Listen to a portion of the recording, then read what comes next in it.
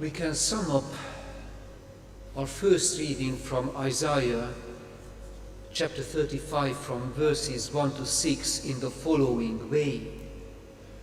God himself will come and save you. God himself will come and save you. So please cherish our text on this special Sunday of Advent when we anticipate the full joy of Christmas. God himself will come and save you. This is a Sunday of joy, the joy that we can recognize God's coming. Today we celebrate our faith that we can spot God in things when no one else can see it. When we can read the events of our world differently. To illustrate of this plus in our vision, let me share with you a very personal image.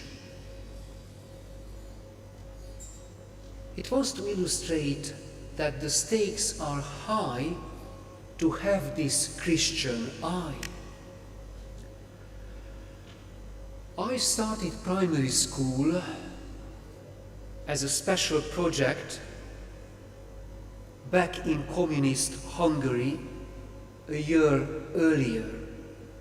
Just imagine that instead of year 1, it was called year 0.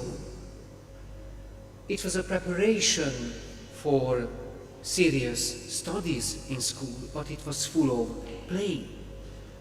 I remember that apart from doing mathematics in a very simple way, we also had our project of building a tower out of bricks. And the head teacher was summoned to see how high and magnificent our tower was. But I have a very special memory which puzzles me since.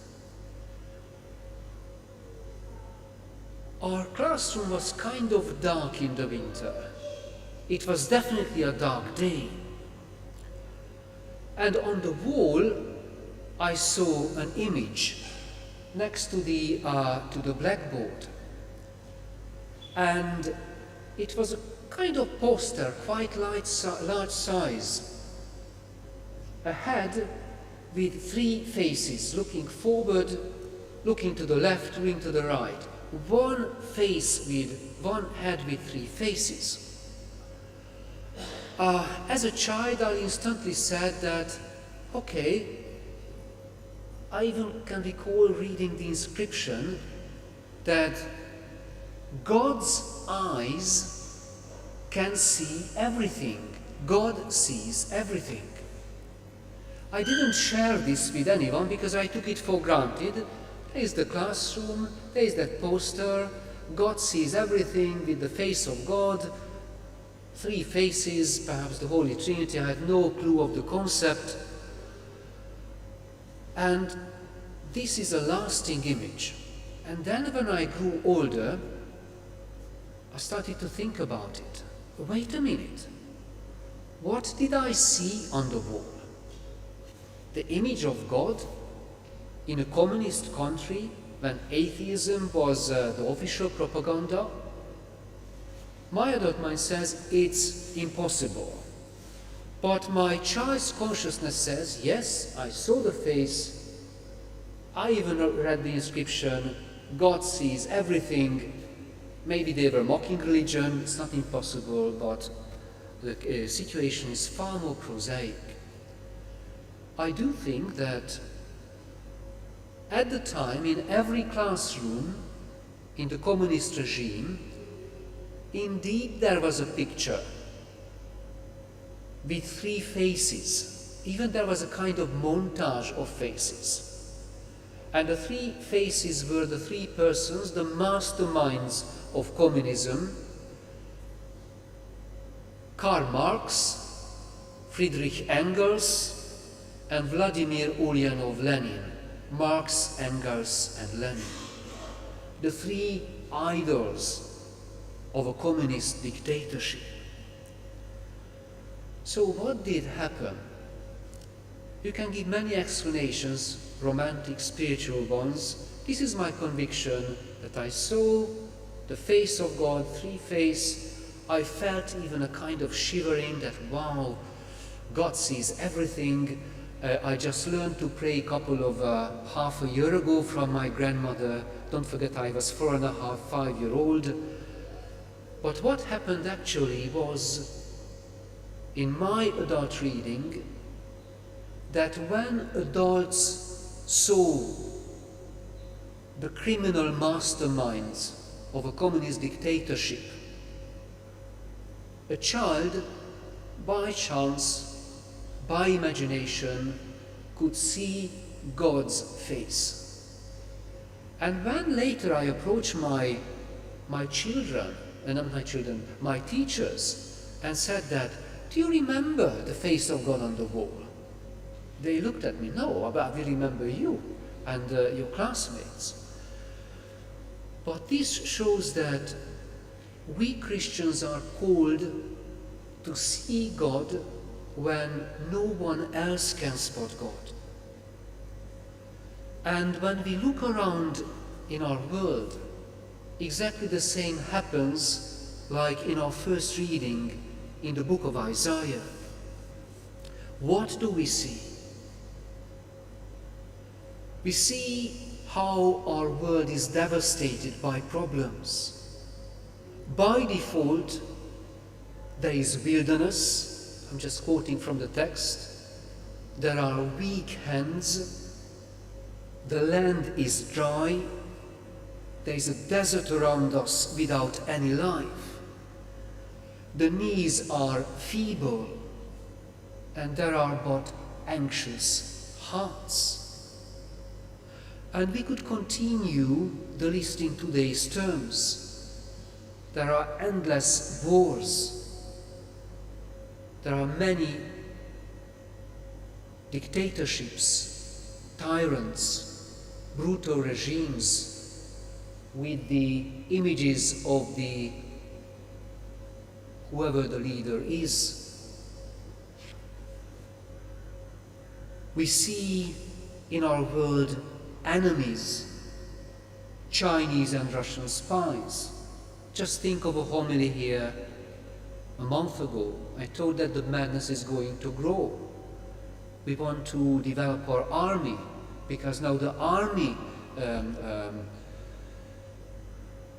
supports our economic growth and so on. We see Chinese and Russian spies everywhere, and now we are ready for war. Yesterday was a perfect illustration on Saturday on Radio 4. MPs, previous government ministers, were asked by the public that do we really have to be very concerned about the prospect of war? And they just repeated the mantra that yes, the Russians are there, enemies are there, Britain have a mission, like always had in history, show the values of this magnificent empire and a beautiful country. Just as a side remark, like colonialism, wiping out indigenous tribes and populations, forcing them to do things which they didn't want. But anyhow, Isaiah's text is real. So what is our response? Is it despair or anger that why things don't change?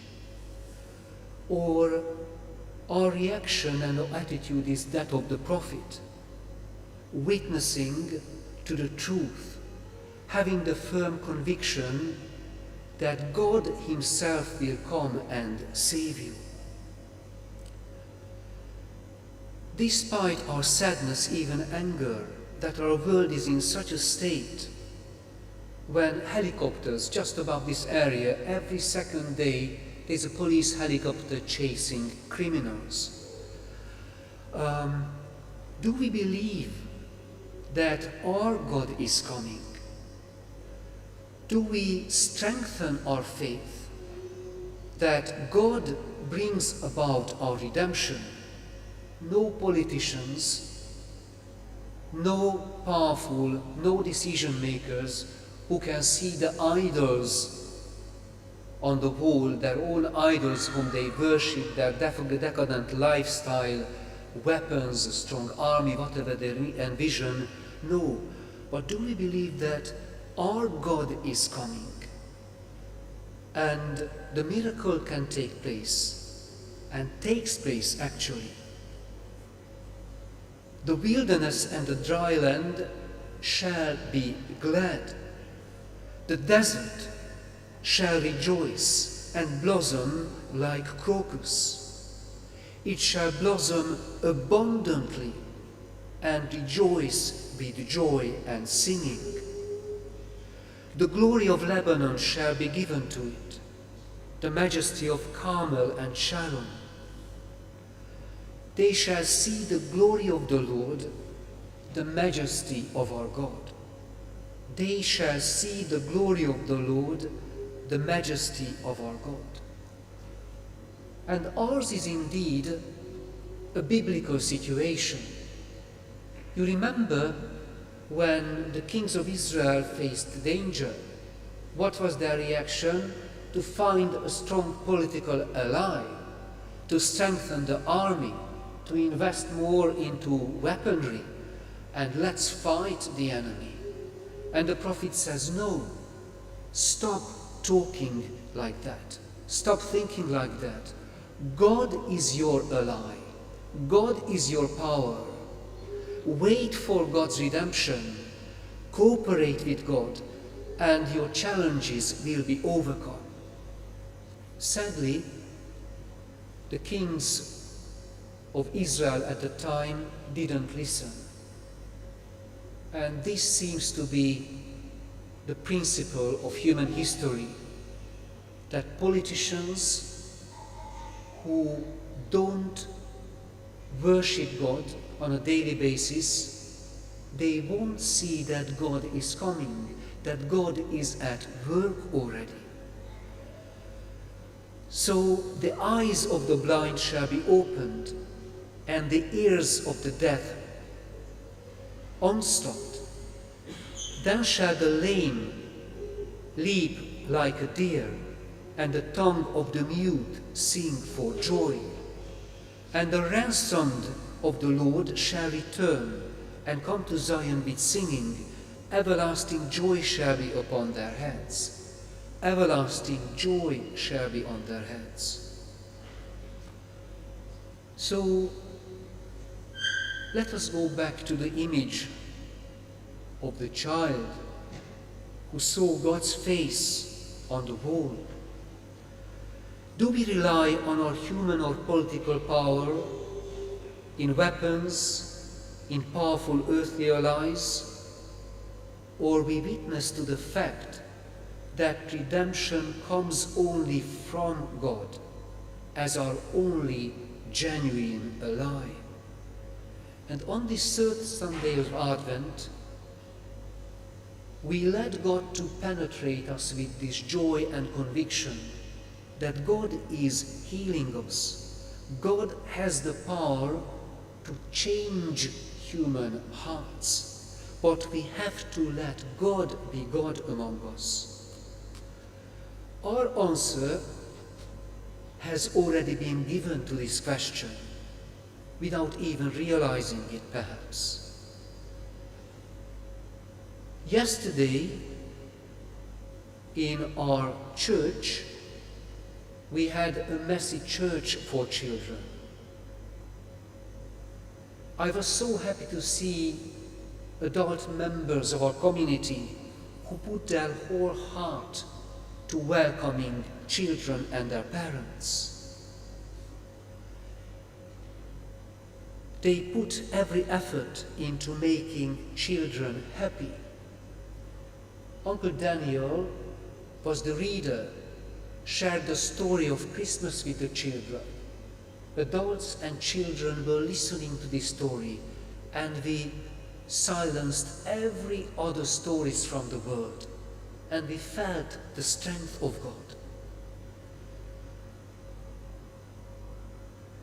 Today's celebration, the third Sunday of Advent, began already yesterday when we shared the story of Jesus, the very source of our love and the parents' love with their children. In every action of our parish, we do what Isaiah proclaims: God Himself will come and save you. Whatever we do, however tiring, how much preparation is involved, God is made manifest, and we witness to this message that God Himself will come and save you. And if a silent minute or two, if I manage to reignite or switch on the television screen, I would like to share yesterday's witness. God Himself will come and save you. The message which you passed on not only to children, to parents, to our community, but to the whole world, the people of goodwill.